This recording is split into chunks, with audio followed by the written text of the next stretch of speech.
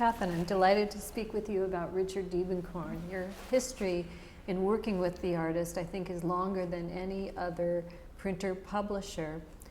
So I'm going to ask you to go back down memory lane and tell me, when was the first time you met him? Was it that moment when he called and introduced himself telephonically to you in 1962? Yes, and I didn't really meet him then, but I think it was because we had a mutual friend, June Felter, who was coming in. I was running workshops in 62. It was in Richmond then, because press, I had it there for till 65 and then moved it to my basement because my grandmother sent me a little bit of money, and I put a down payment on a house that I bought, and I bought one particularly that was big enough to have the press in the basement. So, but most of the time that I remember the early days with Dick was in the basement on Del Norte Street in Berkeley. In Berkeley, where you moved after Richmond. But Richmond was a storefront, but not there very long. You mentioned that when he called you, he said he wanted to do dry points and he needed a place to print them. And you suggested that he come to one of your Thursday evening drawing workshops. Could you tell us what the workshops were all about? Who came and what was the atmosphere like? Did artists draw directly onto printing plates and then print them? Yeah, that was the idea, that they'd use the metal plate as like a piece of paper and draw right on it with a sharp tool, and that could either be with right on this plate, scratching it up and making a dry point, or having a wax ground on there and drawing through it with a tool. But in either case, it was strictly line. There are plenty of ways in our process to make tones, but this directly from the model, that wasn't really an issue. And he was mostly just interested in the resistance of the metal. And I think the reason he told me when he called me was because he had a student, Wesley Chamberlain, who turned out to be a good artist and was around. And the student had given him a couple of plates, of metal plates, and I'm sure it was probably zinc. We used only pretty much zinc then. And he made some scratches on it, and then the student printed it for him, but he didn't want to impose to have him do any more in some funny way. So June Felter suggested to him that I had a workshop where he could come, and we did have a model in every week in the evening, and I and my friends basically would draw on the plates from the model. So not only was he wishing to get some existing plates that he had drawn on printed, but he was eager to come to those workshops. Well, I wouldn't say he was exactly eager, but he thought it might be worth a try. Okay. You know? And did he come? He showed up, yeah. And first one. And was each of the artists who was there, did each one print their own plates, or did you print the plates for them? They printed them. They were people who were, interested in the process, and they printed them. But he tried. He printed one or two. Oh, you think, oh no, I can't manage this. And so I printed them for him. But usually I would print them all. I gave him a few. The zinc plates weren't very expensive, but he always turned it over and drew on the back, and that's why you see that seal on the back of some of the early ones. Right, the seal of the copper or the zinc manufacturer, the metal manufacturer. Besco is the one that's visible, and that was copper, because that was the copper plate. But I know we started with zinc, so that must have been from later. But he all through his time working on these things, he always liked to use the back as well, if he did something he didn't like on the front. Well, he got hooked, apparently, in working with you, and perhaps felt at ease with you printing plates that he had drawn on, because over the next couple of years, he created a lot of work with you. would you give him plates that he would take back to his studio, and then he would make an arrangement with you to print them some days? And would he stay there when you were printing them up to see what the results were like? Or did you just sort of give him a stack of paper with prints on it when he came back? Well, he took some, after he did a little bit in the evening workshops, didn't last actually, as I remember, very long, but I think he came to a couple of them. But he wanted some plates to have around, and he said that thought it was, he discovered somehow, told me that it was useful for his painting when he got stuck, as he would say, he gets stuck, and he didn't know what to do with the painting. And he would sometimes copy it onto a drawing, a piece of paper when he got stuck, and that would help him figure out what to do next. But he found that when he used the plate and then printed it, was backwards. And he liked that idea because you could see it from another angle entirely. Right. And, it just sort of mixed it up for him, and so he used the plates as a tool, I think, when he got stuck on a painting. And I think Robert Motherwell did the same thing. They sort of go to printmaking instinctively to help them solve problems in their painting. That was certainly what it was at the start. And he when he got stuck and he did it on the plate, he wanted to see it right away. So it wasn't a matter of waiting till I got around to printing it and sending you a proof. His studio was in Berkeley, and my press was in Berkeley by that time, and it was about a quarter of a mile or something like that. Oh wow! So it was easy enough for him to drop by. Yeah, and that etching of the tunnel, because one time he walked in with a plate with something that he wanted me to print. And he said, "Could you give me a new plate?" And I gave it to him, and he sat there and he drew that tunnel, and he said, I saw something, he said, and so I gave him another plate, and he drew the tunnel. That was the Solano tunnel, I think. Yes, that's right next to my house. Beautiful print, a beautiful print. So that was kind of like, just see it, I print it, and then he'd leave. And I had a 2-year-old, 3-year-old boy, Kevin, and he was always around running it back and forth, and sometimes there's one of the prints that wasn't editioned, I don't think, but me sitting there holding him on my lap, he said, "Oh, I liked all those arms and legs," because so. And that was done in the studio, in your studio, in your workshop. While you were there. I was there, and I was printing. I was, I might print it, and then he might work a little bit on it to make some added stuff. Marks or something. Yes, but in that one it looks almost like just a very quick drawing on paper, and the lines are so beautifully rendered. It's with a kind of an instantaneous thing. So it's a beautiful print. I like it. And then there was another one of me standing with my hand like this and my apron on. I think that one's in there too. He caught you in a pose. And I was just standing there, and he says, "Wait a minute." So I saw something. You could say that. I saw something. So, but he would come in and stay for an hour while I printed them. And if I was home, I would usually say sure, and I'd drop things, drop whatever I was doing, and just. So it must have been enjoyable working with him, or having him in the workshop with you. Oh yeah, it was great. It was fun. But he wasn't that. I don't know. He's not a real vocal,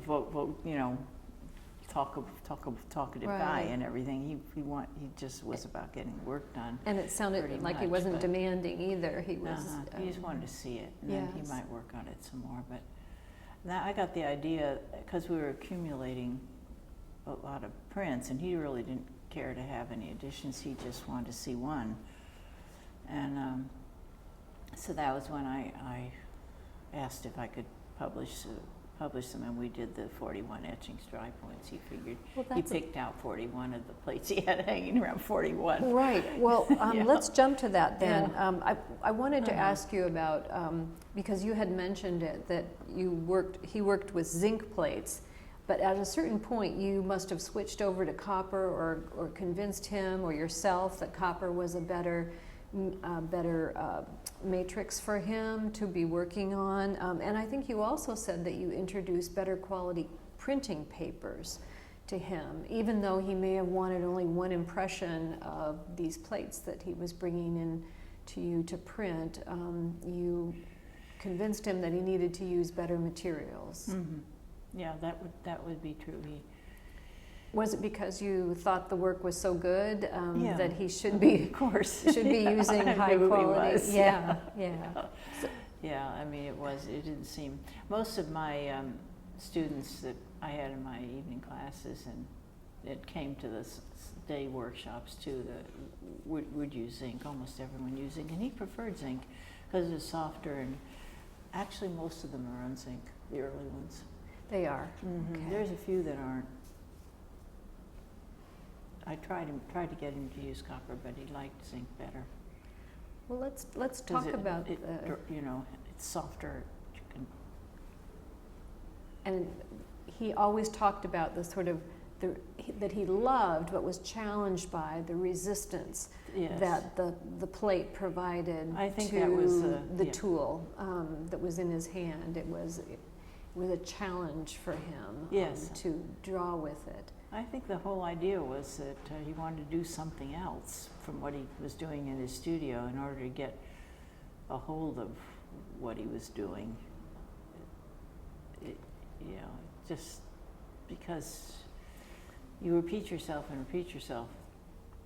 It's interesting, though, that some of the subjects that he drew on the plates were some of the same subjects he was using in his painting. We found some almost direct correspondence. That's how he was using it. He'd Yes. copy the painting. He would copy so he a could painting see what was or, wrong with or it, he said. Yeah. be there with a model who was also posing for a painting. Yes. And Uh-huh. yeah.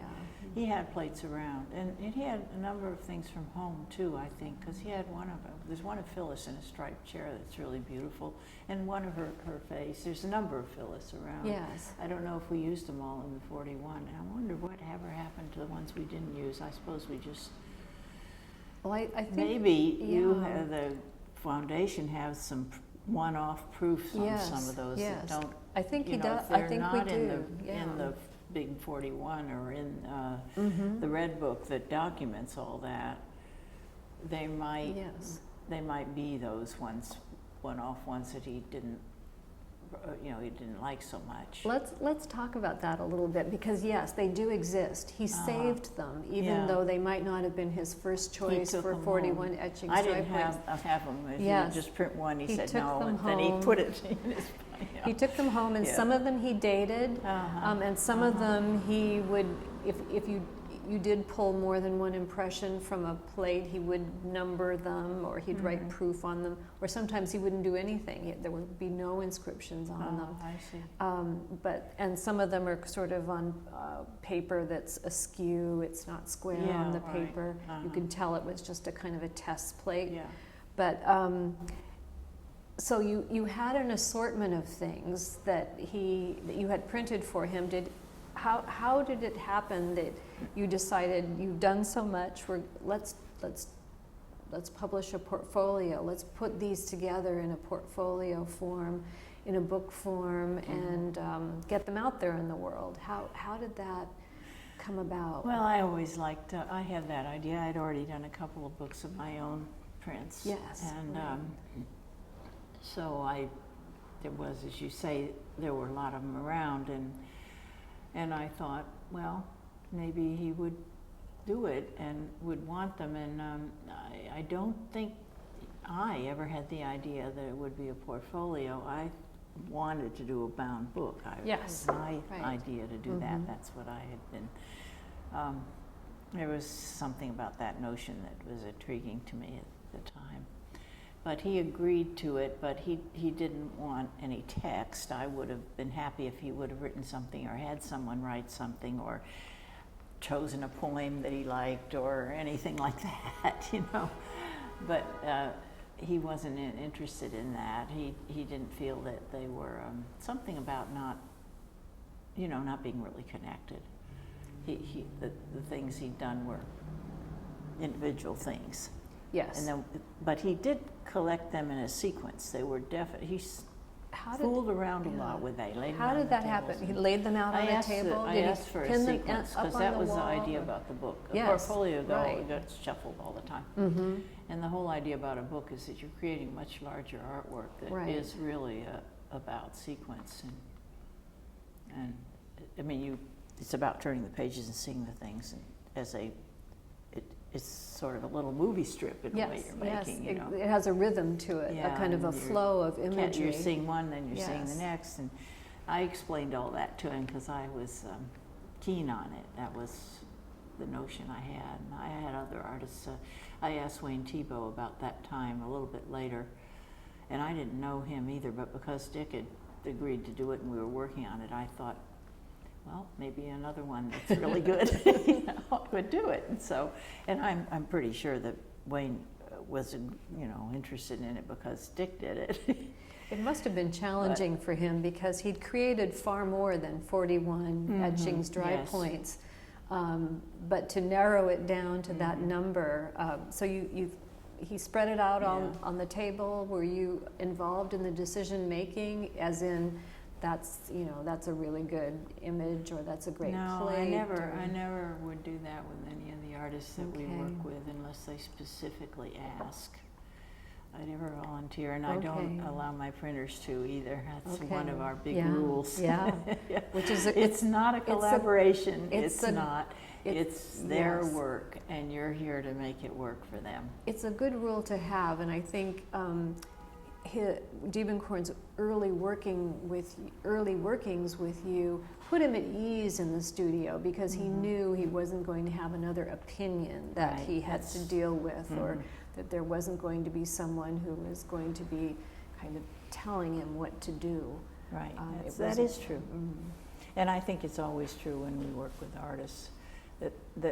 That's been the rule here, and I never liked this thing that's been going around in the print world about collaboration. I've always tried to dissuade it, but I've never been successful.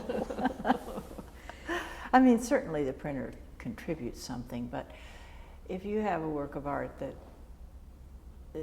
you have a technician to help you with, you don't put the technician's name on it as a co-creator. Exactly. And of course you're a person, so you do have, and sometimes they do ask your opinion, but they might ask anybody's opinion. Especially if it's about a technique they're unfamiliar with.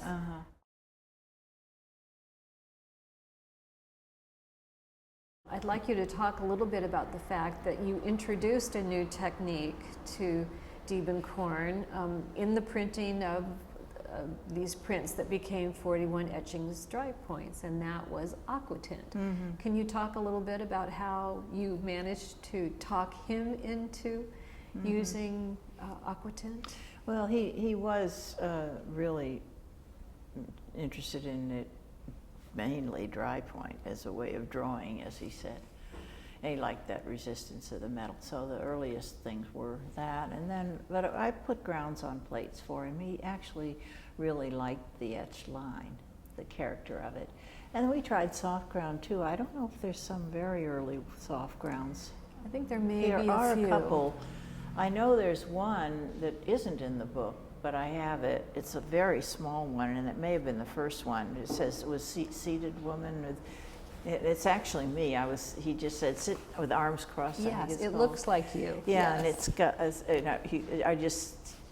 he said he would try it, but he needed to have, some, I don't know, sit there like that, do that. Right. So it only took a few minutes to draw it, and I don't think he ended up using it in the book, but there were a couple proofs made. But you knew that he could. Yeah. You made it available to him as something he could do to achieve. To do. The soft ground was a whole different technique from what he had been doing, and much more related to the look of a pencil drawing. Right.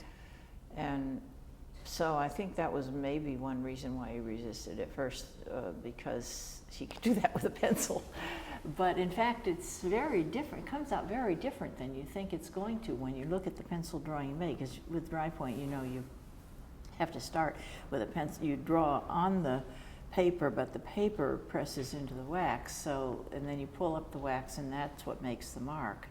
So it's like a pencil mark, but it's more sensitive because if you're pressing down harder, you can really see the difference in print. Yes, exactly. And that's evident that he seemed to enjoy the way that the line could expand and contract Yes. under the pressure of the tool Right.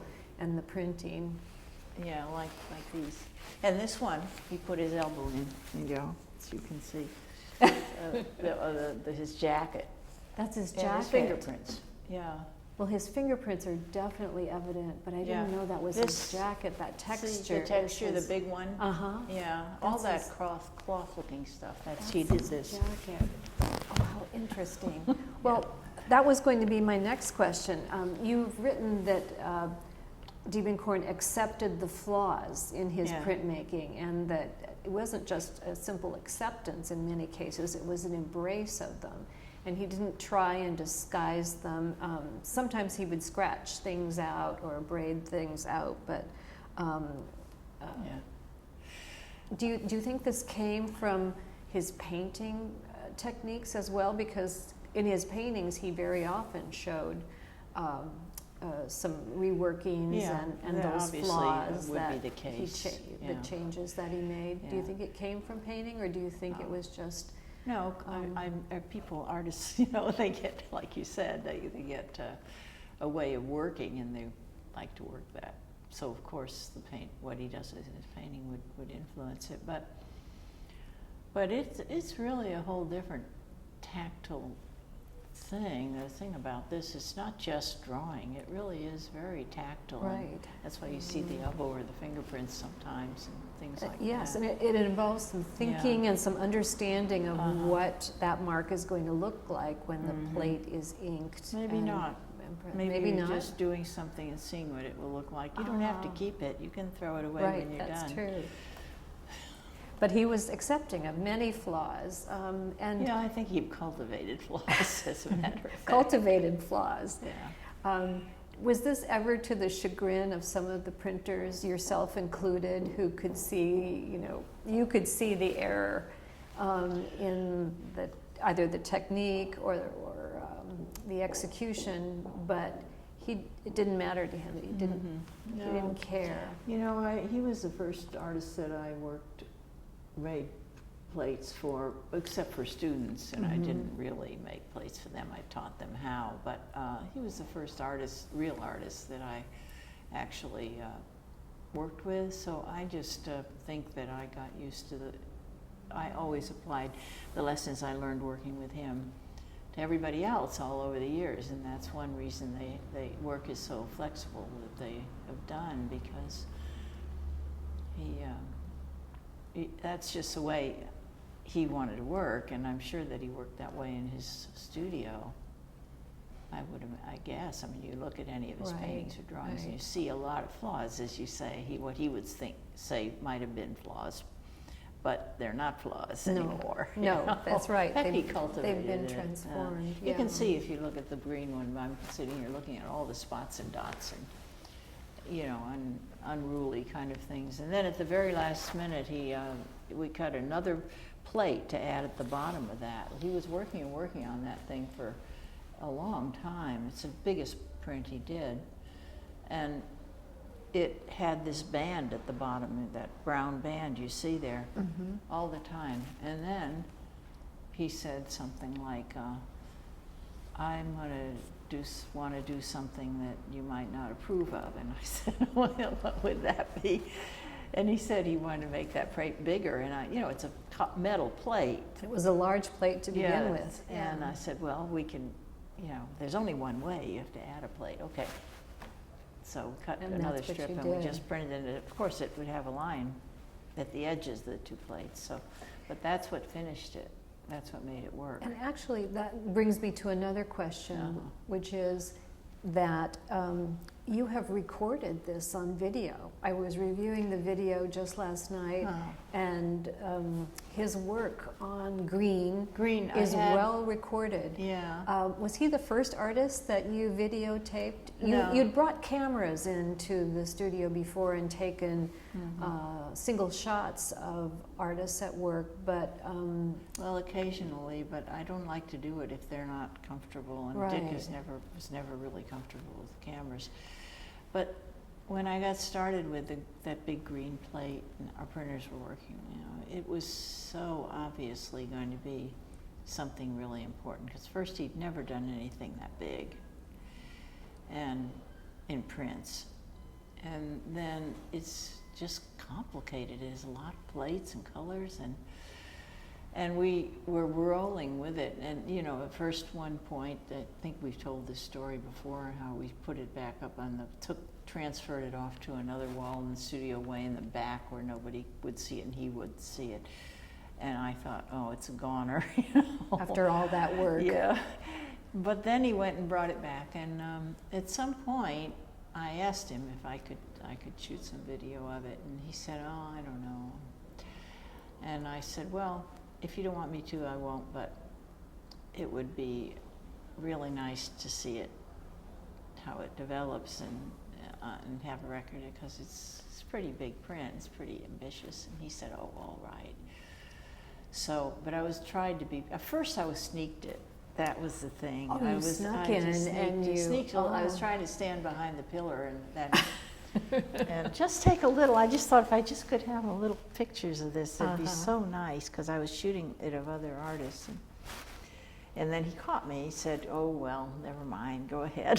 He seemed very much at ease in front of the camera, almost as if you weren't there. there. He forgot. Yeah. When you're working on any artist working on their work, they get wrapped up in that. They don't. There's not much socializing ever going on in the studio. It's hard work. It really is, and it shows. I think that people think about maybe that it's all fun and games, but it's really not. Kathan, the videotape reveals that Diebenkorn was extremely comfortable in the studio, working with the printers, that he went to the printers for advice on how to achieve certain effects. He worked very hard on the plates by himself. The printers didn't interfere, but that he never hesitated to go to a printer and say, what can I do to make this work? Or I'm struggling with this area, can you do something to it? And I think that comes probably from working with you since, for many, many years, and knowing that the printer has the answers to his questions and could solve certain problems. And you've said that also he mistrusted the technical aspects in printmaking, and you have that famous maxim that he told you, I'd rather be doing something, not making something. Right. He wasn't interested in the manufacture. But we have evidence and corroboration from you that very early on with some of those prints in the 1960s, he actually attempted to print them himself. Did you ever see him at the press, or did he ever ink something in front of you, or put something on a press with your knowledge? We have some prints that you've identified as being printed by him. Really? Because they're not printed by you. And they were made by me? They were made in the 1960s, yeah. In my and shop. You've said that, you've identified one as saying, I printed that, I can tell because of this. And then you said he must have printed that. And it was that early. Because, Wesley Chamberlain printed a couple for him early on. Right. And we think we know what those are. Those are the first ones. Yeah. So that would have been, I don't recall him ever really printing anything. He didn't want to. How about But he probably tried to do it when he came. He did come to the drawing thing a couple of times. And I wouldn't have printed during that, because that was for me too. I was drawing and doing stuff, so I wouldn't have stopped. He wouldn't have even asked me to stop my participation in it, to print something at that point. So it might have come from those workshops. It might have been then, but that would have been so early, and you should be able to tell. Okay, all right. But because I can't recall him trying to print anything. How about the portrait of you and Kevin, which was kind of a surprise to you? Did you print that? Yeah, Do you remember printing it? The plate comes, after the plate's made, somebody else can print it. That's not Right, yes. And it's a skill. The printing is a skill. It is. And there isn't any really good way that he could have printed anything and that you wouldn't be able to see that and notice that that was the case, because it wouldn't look any good. I don't think we used anything in the 41 that he would have printed, because I don't think I would have You would have thought allowed it it. looked any Yeah. good. Or he wouldn't have thought that, Okay. you know. I mean, I'm sure if he wanted to learn to print, there wouldn't have been any problem at all, because Okay. obviously he's a terrific, worker with his hands, but I do think you'd be able to tell. If he did something on his own. Okay, Yeah. good. We may have to have you look at some of these Yeah. early prints just to verify that. Okay. In my notes, I say that from 1966 to 1977, Diebenkorn did very little printmaking, period, with anyone. But he returned to Crown Point in 1977 and then returned almost every year until his death.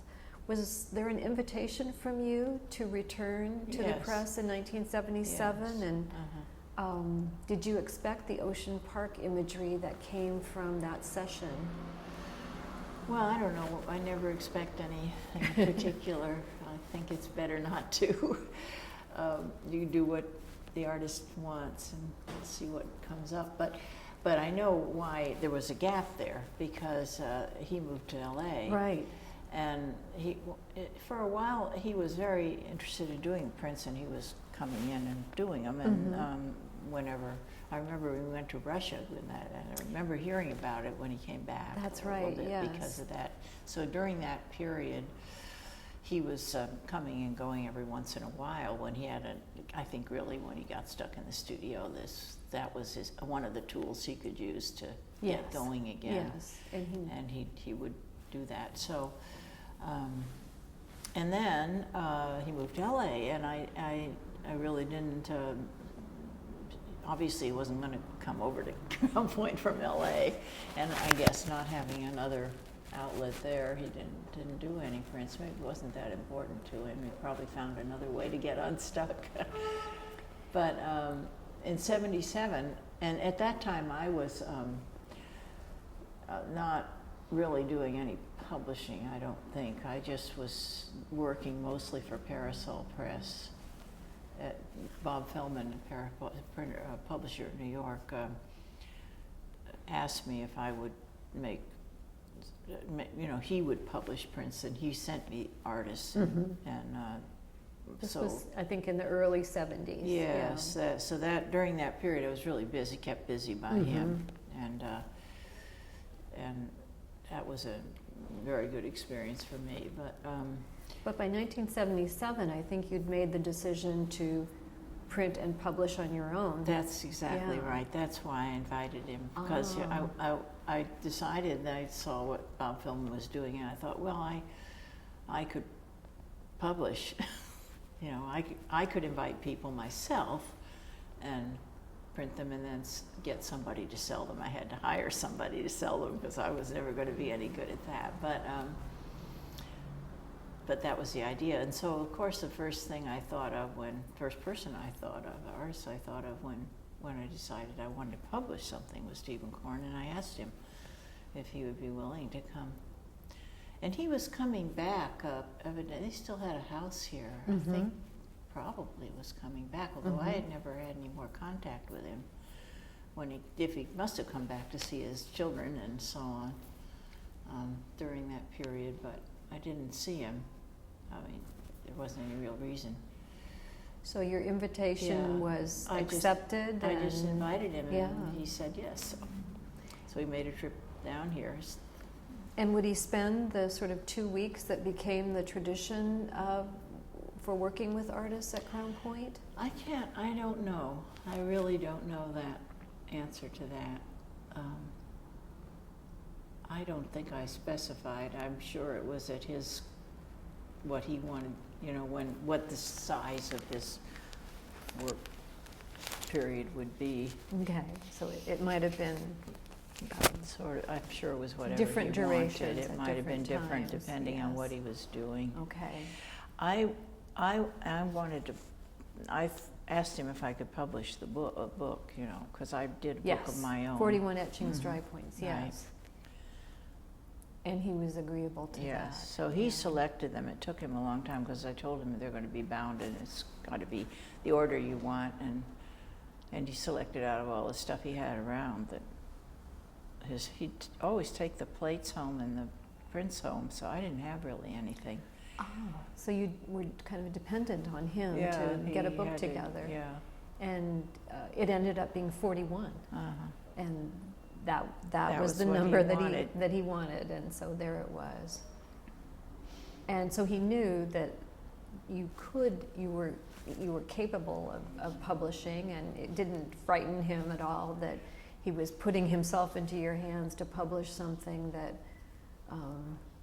might not happen. I think a lot of artists are reluctant to work with some people because they don't have much faith in their ability to follow through with a publication, but he clearly had confidence that you could do it. I don't know whether that even occurred to him, actually. I think he just, he made the things in there they were, and he liked making them, and he was working in an abstract vein at that time. He was developing the Ocean Park imagery, and so when he returned in 1977 and in the years after that, we have a number of print portfolios that were issued, 9 dry points etchings, 5 aqua tints and dry point, 6 soft ground etchings that were all, as you have written, the bones of Ocean Park. These sort of, they were still monochromatic,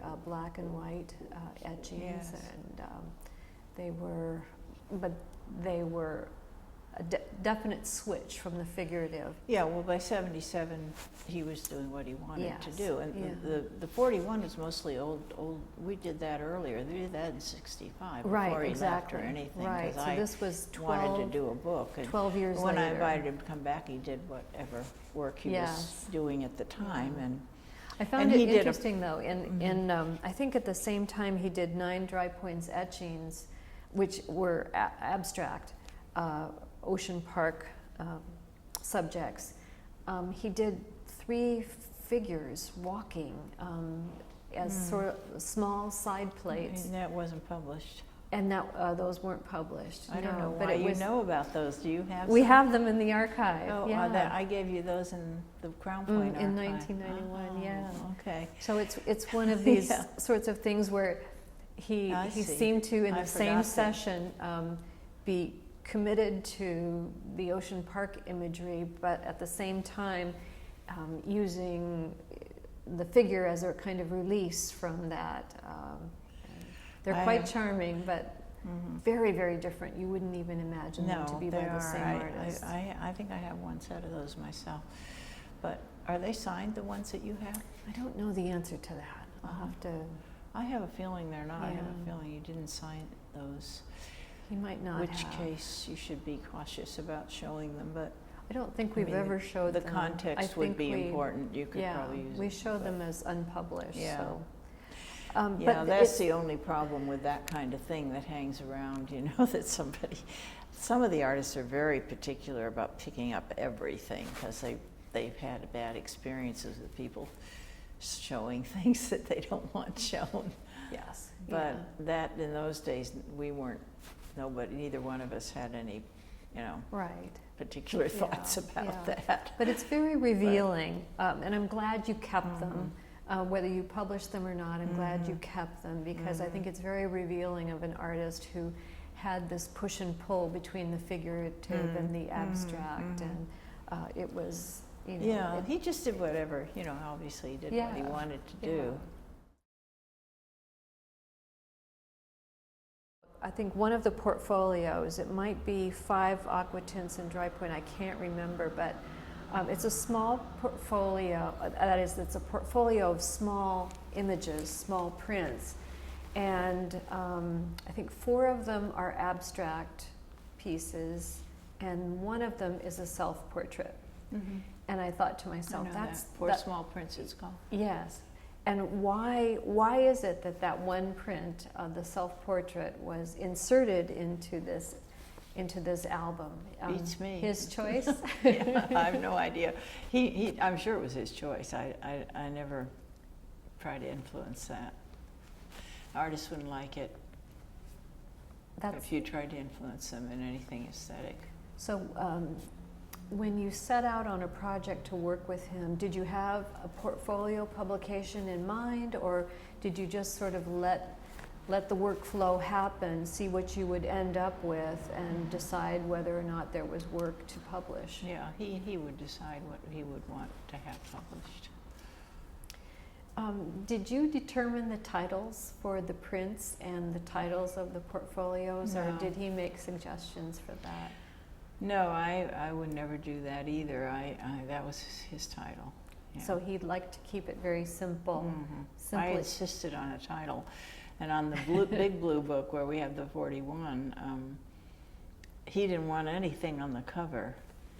And he said, well, you just, have that book. And then somebody pointed out, I don't know if it was me, that if you didn't have anything on either the front or the back cover, how would anybody know how to open it? Well, you'd be opening it upside down or something, because yes. they're all the thing looks the same. They go on in both many sides. different directions. So yeah. he put that little sign, and I don't know what that. Oh, I asked him what that was. He drew that. So put that on the yes, cover. Yes. And he said, "Oh, it's off a rug." A pattern, a design from an Oriental rug. Yeah, I guess. Yeah, I don't know. It didn't seem like any kind of really symbol that he'd used otherwise, but I asked him to put something. He didn't want to put the title, or his name or anything. So there it is. this little symbol that has scholars scratching their heads for I don't know either. some hidden symbolism or something. Well, 1980 was an important year in terms of his printmaking and his work with you, and that's the year that you convinced him to use color for the first time, color aquatint. Could you talk a little bit about how you came to the conclusion that it was time for him to use color? I think I must have tried many times before that. He said he thought, I know he always said, and I repeated it many times, that it was a way of drawing. For him, etching was a way of drawing, and that's what he liked about it. Mm-hmm. Color just seemed something superfluous at that point, if you're just thinking of it as a way of drawing. And as you said, doing something, not making something. So right. If you're using color, you're going to have, especially since you have it all on different plates, and you have to make something. You have to really make. But of course, when you're painting, you do that too. But right. It's not so distinct, because the whole idea of layering with etching. With painting, I would guess it's a little more casual. Mm-hmm. And you don't think it was a resistance to a new way of thinking about colors overlapping, or colors, the sort of addition, subtraction of color? I don't think any of us would have been conscious of that, he or me. Okay. It was just a matter of, well, if I'm going to use it, how do I use it? I mean, I like to put colors on different plates. That was, very, a little bit odd to the printmaking world, because there was so much influence from Tater, where they put all the colors on one plate. They tried to, but it ended up, to me, I had more conventional training as a printer in England, and it was very French. Old-fashioned French printing in multiple plates were the only way you could see distinct colors, because you try to layer them onto the same plate, they all run together. They get muddy, yeah. And and I think that to Dick, probably one of the barriers to it was the idea of thinking in terms of cutting. The images got to be layered, so you have to think of that when you're doing the colors. Right. But already he was using layers of technique. He was using aquatint alongside dry point or whatever. Combining media was not too difficult for him to understand.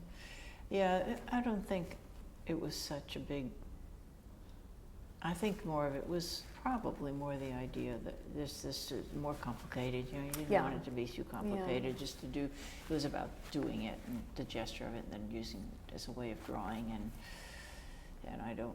But he was doing color drawings.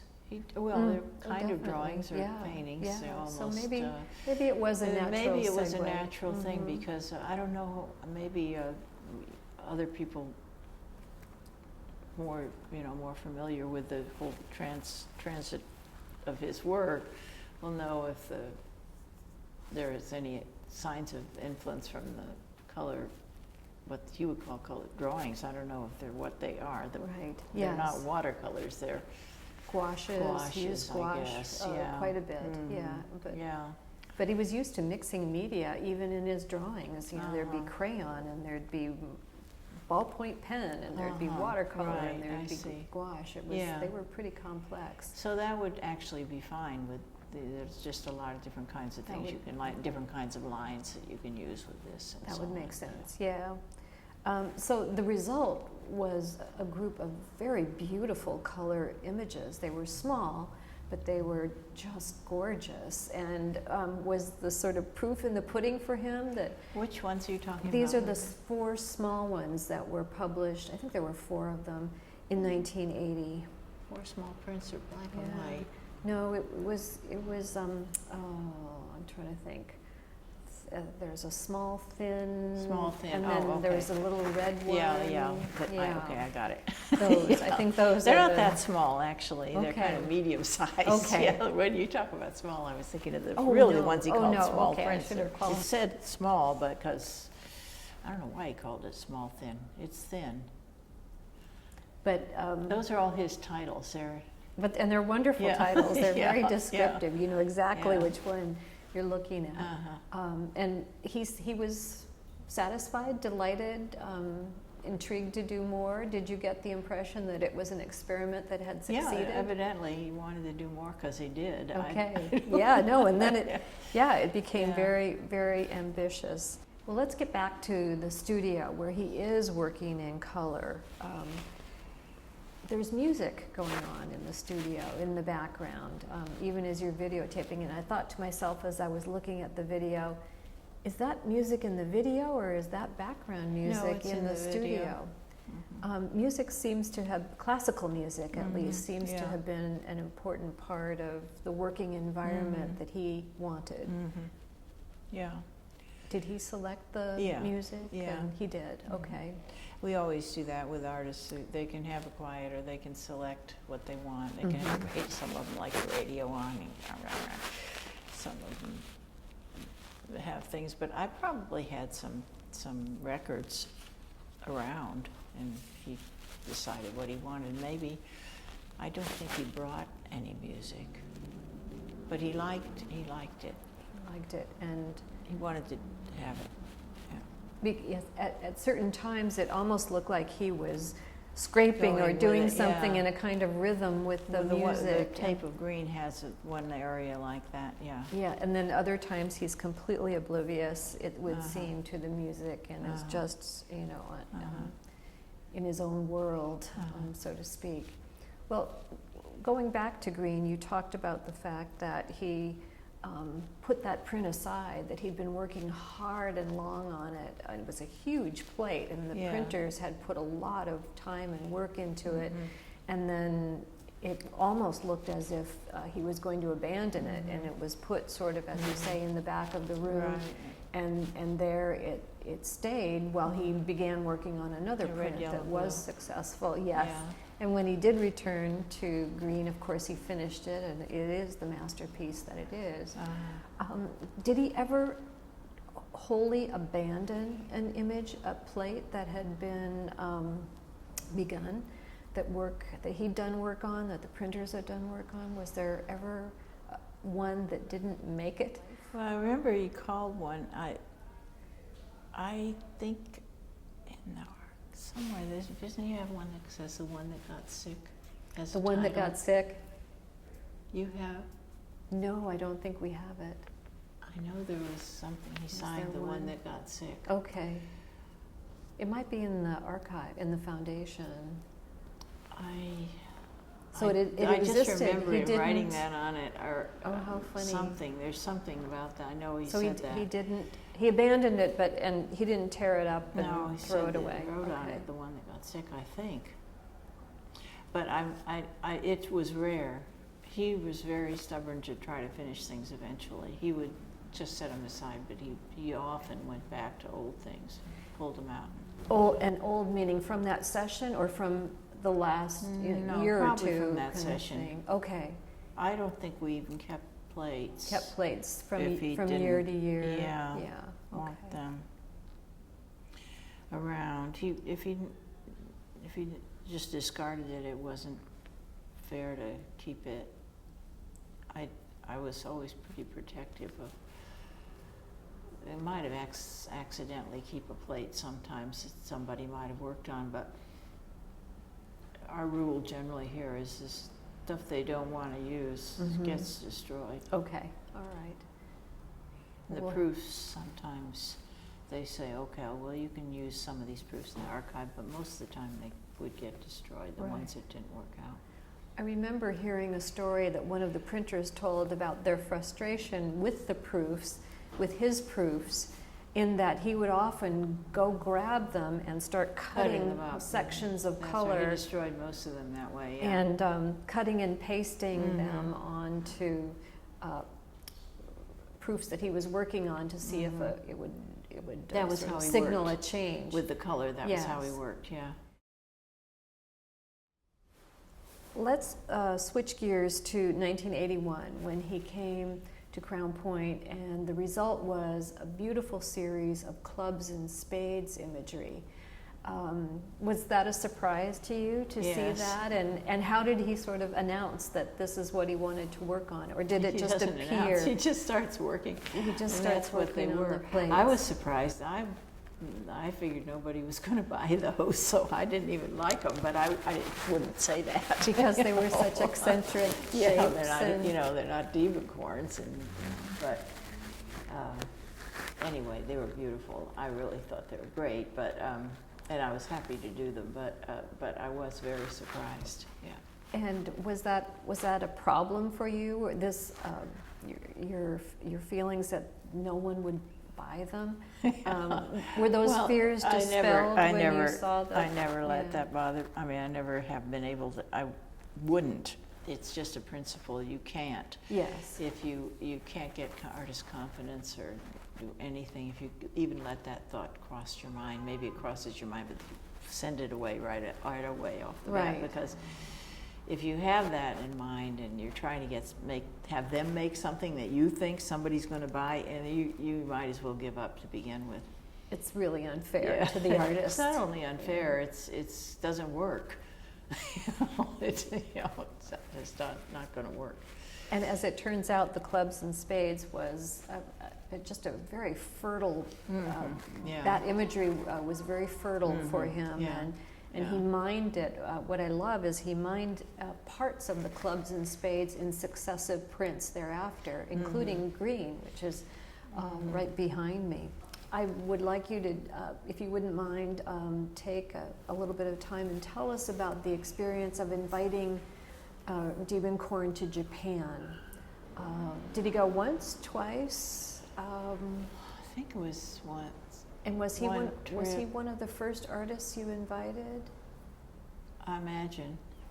Tell us. I'm not really sure who was first, but I'm sure I would have asked him early. He was, prime important artist to me for the whole career of Crown Point. And I had that idea, so I would have asked him right away. And it was So it It was must a have been one of the new- first for he sure. had dabbled in woodcut before, but not in a serious way. And so to convince him to go to Japan and make woodcuts, what was that like?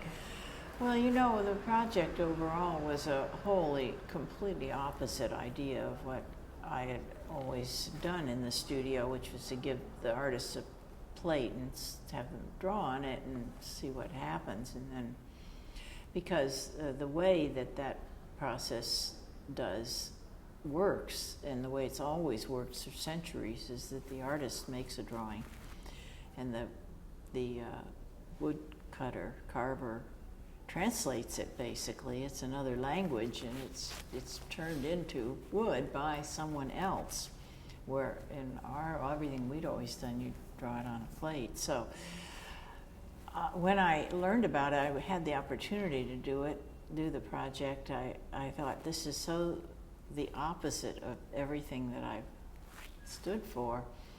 I wonder if it's even something that I could consider. And then I realized, I just thought, you know, why you shouldn't be stuck in the mud. This is a long tradition. It's been done for centuries in this way, and it's very beautiful artworks that no one questions are artworks, some of it. And of course it's something different from the drawing. But the only way to do it really is the artist has to go and talk with the person who is printing it and adjust all the colors and the shapes and maybe make changes in the plates or blocks. You can't just make a handmade reproduction and expect it to work. But if you start out that way, have this whole different system of making this copy of what the artist did, then the artist goes and makes all the adjustments, then you have a whole different kind of an artwork that maybe we haven't seen so much before, you know. And when he did go to Japan to look at some of the final proofs and perfect the block with the printer, Tadashi Toda, how did he respond to that when you saw them together? Did he kind of just really embrace this? Or did he sort of experience that Japanese reserve where one very politely suggests to another what might be done? Or did he just sort of get in there and say, no, we've got to... did what he wanted to do. He did. Then Toda got used to it, all the artists. But Dick was one of the first ones that went, I think. And I was actually a little bit surprised, I believe, that he said he would do it, because he was so hands-on with all his work. And I didn't know if I explained the whole idea. And then the ochre it was just wonderful, because when he saw it, he got this big smile on his face. And he said, he says, this is such a surprise. It's so interesting. He really liked it immediately, and there was almost nothing that needed to be done. But the blue one took forever. We made new blocks, we made new colors, and we did all kinds of stuff on that one. But he just thought, he was delighted with the ochre. And ochre really looks Japanese, because he didn't fiddle with it, you know. The blue one he fiddled with is much less Japanese, but for some reason that hit the spot with him. What do you mean by it looks more Japanese? It's a little more finished looking. Okay. If you compare the two, you can see them if they're side by side. One blue has more, you know, penamenty, I guess you call it, kind of stuff in it. And ochre is just, you know, there. Yes. And he thought it was good. He liked it. So that gave me a clue about how to do the program for other people too, I think, you know. Although isn't there a print called, you titled it Double X, and I think you actually published it. I'm not sure, but I think you published it. And you recalled to me, I believe, but correct me if I'm wrong, that he did that in Japan. He was so frustrated at not being able to dig into the wood and just watch somebody else do the carving, that he wanted to carve something himself. And so he attacked this block that was given to him, and the result was Double X. But I recall that you say that he was convinced after producing Double X that what the Japanese printer was doing, carver printer was doing, was beyond his scope and ability, sort of thing. But he liked it, and he was a little doubtful whether he would, I think, at the start, but he thought he'd go along with it and try it, you know. How did he enjoy the experience in Japan?